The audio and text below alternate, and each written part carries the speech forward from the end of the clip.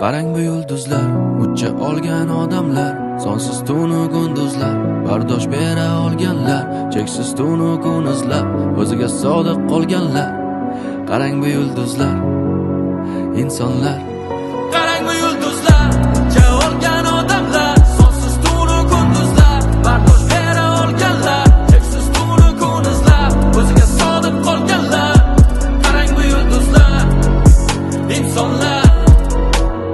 Oldinda yo'l faqat omad ko'rinmas, sharif bu hobbi, ko'p ham urinma, juda ko'p pul kerak, noldan qurilmas, ishingga boribki yo'ldan burilma, uxlab olish kerak ishdan keyin, tekstlarni bosaman g'ishdan keyin, necha yildirki tanish yangi yil, yolg'iz nishonliman ishdan keyin, necha marta o'zgardi kasbim, lekin o'zgarmadi hobbi, qanaqa ish bo'lsa ham keyin, naushniklarda o'chgani yo'l bit, necha marta charchadim, lekin ortga qaytib qabul qilmadim doping, amallab chiqdim qiyshiq yo'ldan, shu bilan qaytib kirganim yo'q oyoqlardan sovuq o'tadi, lekin yulduzlarga bir qadam, sabr qilsang 41 keladi deb 4 yilim o'tdi 40da.